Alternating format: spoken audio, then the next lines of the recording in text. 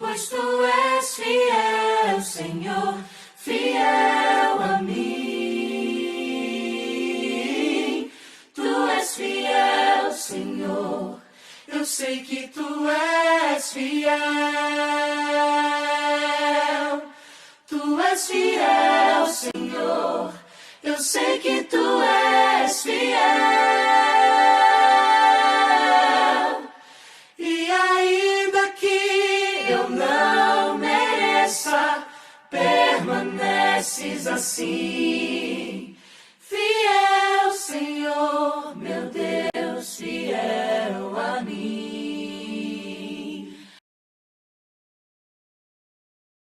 A graça e a paz do nosso Senhor Jesus Cristo. Voltamos. Aula número 7. Vamos falar hoje sobre a nossa missão. Já considerando que Deus trabalhou a nossa personalidade, o nosso temperamento e o nosso caráter. Agora nós temos um chamado. Esse chamado deve nos consumir. Esse chamado deve estar ardendo em nossos corações. Então, vamos falar sobre esse chamado e sobre essa missão da igreja através de uma personalidade, temperamento e caráter transformados por Deus. Vamos lá? Pastor Paulo Rogério da Cunha, falando de Boston.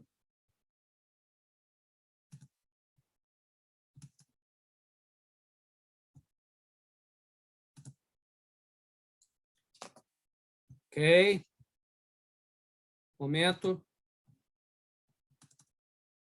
Ok. Aula número 7. E nós vamos falar sobre o nosso chamado. Sobre a ordenança de Jesus.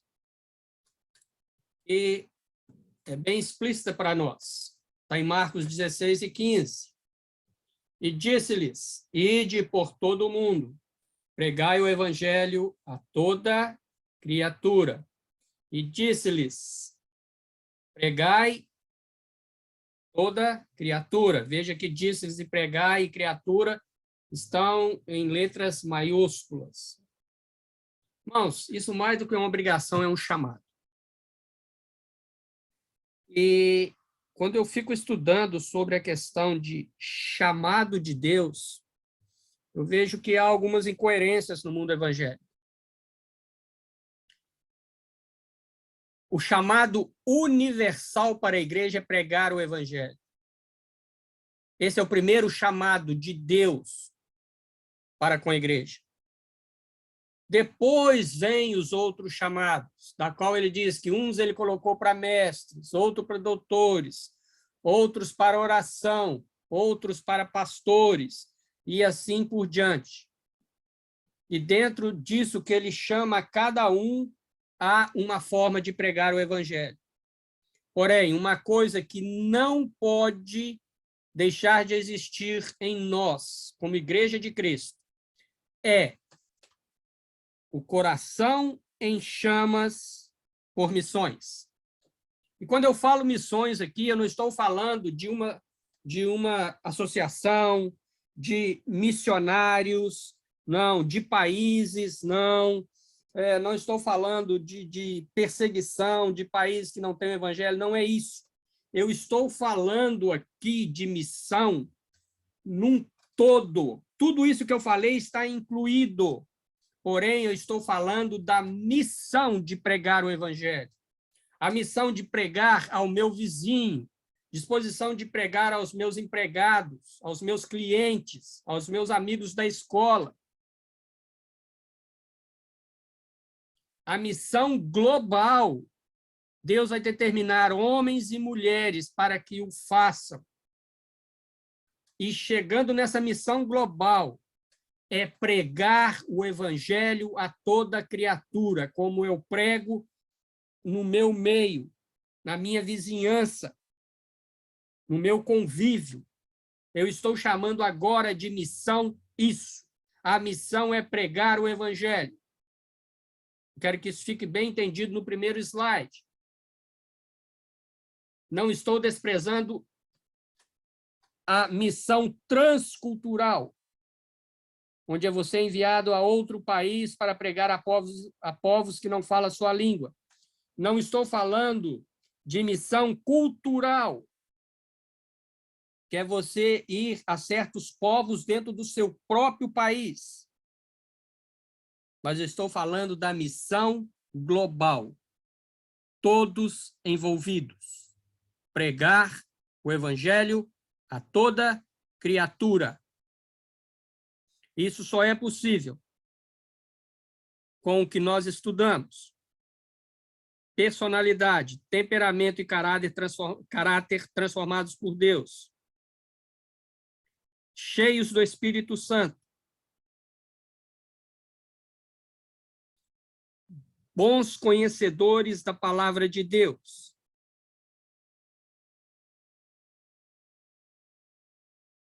Para que o evangelho atinja a todos, a todos. Então, só para lembrar, a nossa missão como igreja é amar, relacionar e proclamar.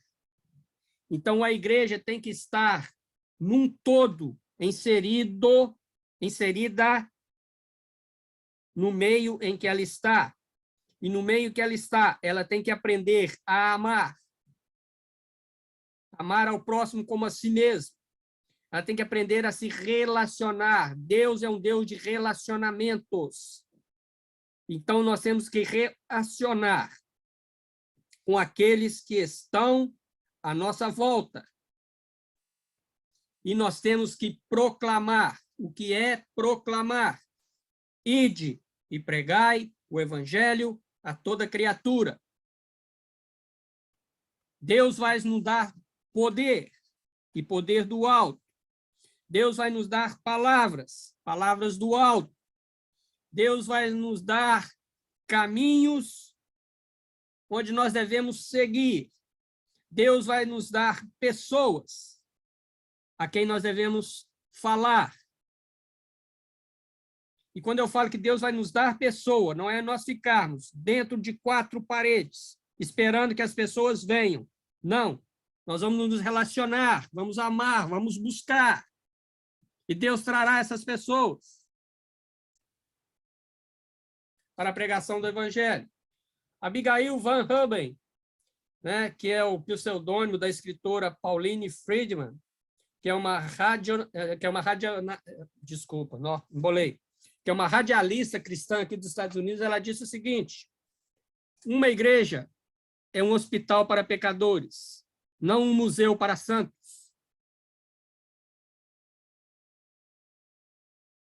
A igreja de 4 paredes, e nós, pessoalmente, como igreja, corpo de Cristo, nós somos um hospital para os pecadores, porque eles vêm machucados, eles vêm buscando esperança, eles vêm buscando cura, cura para a alma.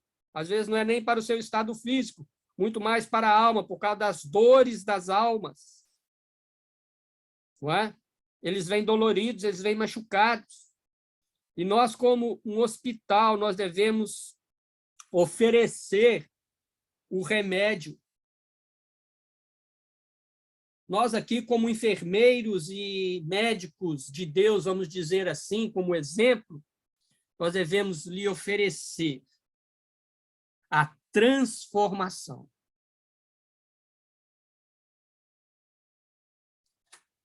Oferecendo-lhes a operação de Deus nas suas vidas através de Cristo Jesus.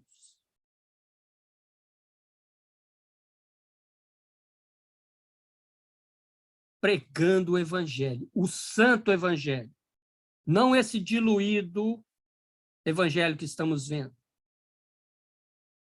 Não esse evangelho pobre e transformado pelo homem, não, mas o verdadeiro evangelho, em que leva o homem à consciência do seu pecado e leva o homem a enxergar a sua necessidade de encontrar o médico dos médicos, o Senhor dos senhores, para o alívio das suas dores e trazê-los a serem novas criaturas em Cristo. Como disse Paulo, já foi citado nesse estudo, que as coisas velhas já passaram, e eis que tudo se fez novo. Então, eu vou repetir. A nossa missão como igreja é amar, é relacionar e é proclamar.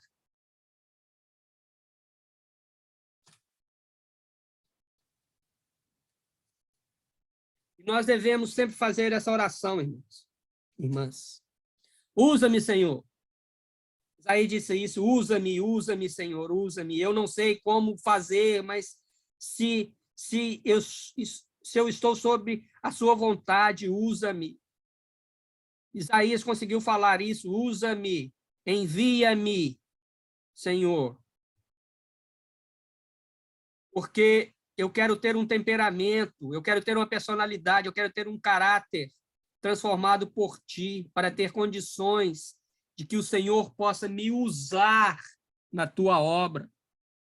Que o Senhor possa me usar a buscar homens e mulheres perdidas. Tirar homens e mulheres do inferno, aliviar as suas dores, aliviar as suas angústias, os seus traumas. Senhor, usa-me. E Deus quer usá-lo como você é, Deus quer te usar como você é, você não precisa, né? Nós estamos falando de temperamento, você não precisa de mudar de um para o outro, não. Nós vimos lá que Deus usou, né? Citamos 4 servos de Deus, dentro dos 4 temperamentos, e Deus usou, e eles são hoje fonte de pregações, fonte de mostrar como o amor de Deus é grande para com o homem. Então, se você tem uma predominância sanguínea, usa a sua habilidade de comunicação para falar do reino de Deus. Você tem essa habilidade, então usa. Se você se identificou como melancólico, use a sua sensibilidade, use a sua habilidade de dedicação ao reino de Deus. Você é sensível, você consegue enxergar e ver coisas que talvez os outros temperamentos não consigam, por causa da sua sensibilidade. Você consegue enxergar uma dor, um desespero, em que, às vezes, os outros não consigam. Então, usa isso para o reino de Deus. Se você é um colérico, use a sua audácia, sua coragem, a sua força, eficiência, como Paulo, para falar em qualquer tempo, em qualquer lugar, sobre o Jesus crucificado, mas ressurreto e salvador do mundo. Canalize a sua força, a sua coragem, a sua audácia. Se você é fleumático, use o seu amor, sua maneira carinhosa de ser, para mostrar ao mundo que vive no ódio, que vive no desamor, que vive na intolerância, o amor daquele que deu o seu único filho por nós e que nos amou primeiro. Fleumático, você é carinhoso. E como as pessoas precisam de carinho hoje em dia, como as pessoas precisam de um abraço, de uma palavra de conforto, de consolo. Usa isso, você tem isso demais, demais, demais. Né? Você consegue desembolar, você consegue conversar, você consegue fazer isso com uma facilidade grande. E mostra o amor daquele que morreu na cruz do Calvário e derramou seu próprio sangue, sangue salvador, mas não ficou morto, ressuscitou ao 3º dia e está à destra do Pai e intercede por nós. Mostre isso.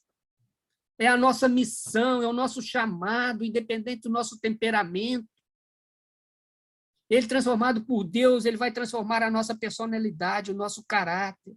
Vai nos fazer servos e servas mais consagrados, mais voltados ao mundo espiritual, ao mundo de Deus, ao Deus que tudo pode e que tudo faz. Nós somos os porta-vozes dessa palavra. Então, como está escrito lá em cima, que a sua oração seja: usa-me, Senhor, usa-me, Senhor. Sabe por quê? Nós somos novas criaturas para viver uma vida que agrade a Cristo, que agrade a Deus. Nós temos que entender isso, nós somos novas criaturas. Jesus nos resgatou com seu sangue. E agora, novas criaturas. Ele nos chama para viver uma vida que agrade a Ele e a seu Filho que nos salvou.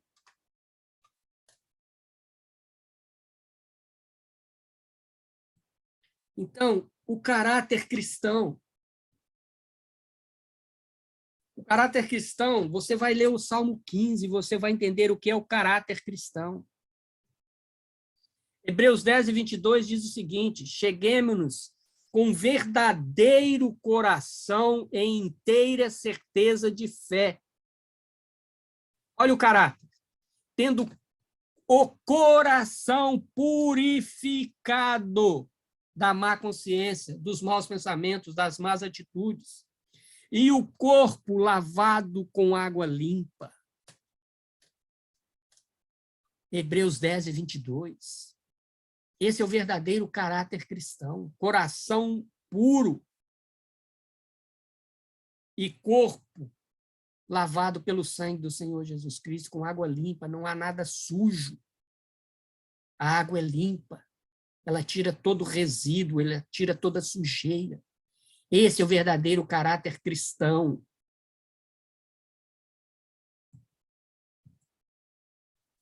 Nós devemos, então, buscar dentro do nosso caráter cristão, desenvolver a santidade.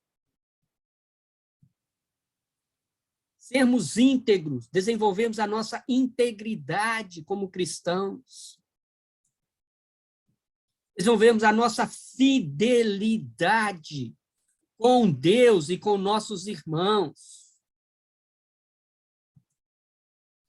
Estudarmos a palavra de Deus, não é lermos, é estudarmos. Estudarmos é diferente de ler. Oração. A oração é um ponto importantíssimo para o desenvolvimento do caráter do cristão. É quando nós falamos com Deus o que nós precisamos. É quando nós falamos com Deus a nossa necessidade de santificação. Falamos com Deus a nossa necessidade de sermos servos bons e fiéis. Oração faz parte do caráter cristão. E desenvolvermos ao longo da nossa vida cristã o fruto do Espírito, que Paulo descreve lá em Gálatas. Temos que buscar isso. É fácil?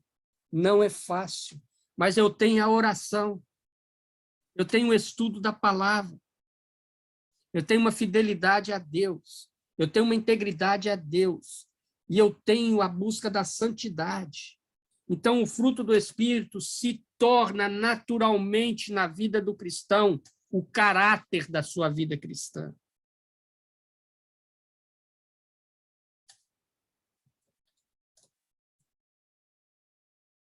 Veja bem, temperamentos transformados. Mas o caráter cristão transformado que nós mostramos, isso gera em nós, cristãos equilibrados. E como é importante cristãos equilibrados nos dias de hoje para cumprirmos a nossa missão. E o resultado desse equilíbrio é que nós vamos ter uma personalidade controlada por Deus. Vou repetir, vou voltar no slide anterior. Se nós temos temperamentos transformados e temos um caráter cristão transformado, nós geramos o equilíbrio. E com esse equilíbrio na nossa vida espiritual, nas nossas atitudes como cristãos, nós vamos ter o resultado que o mundo vê. Lembra da copa da árvore? O mundo vê a personalidade.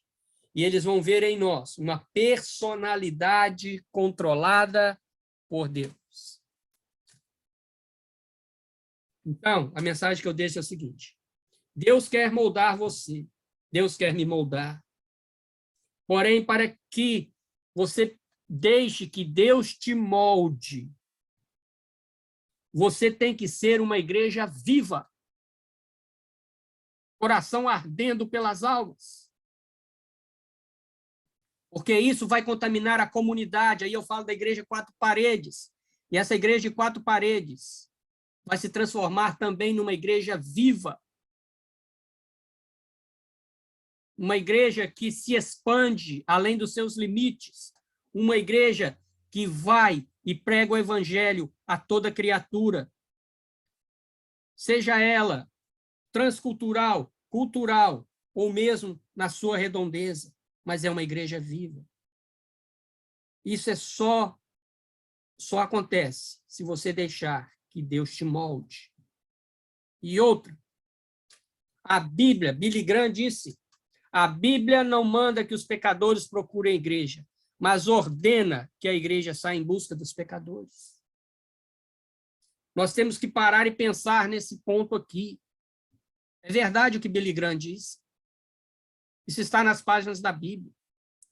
Porque é ide, então é vai, não é fica. É vai, ide e pregai o evangelho.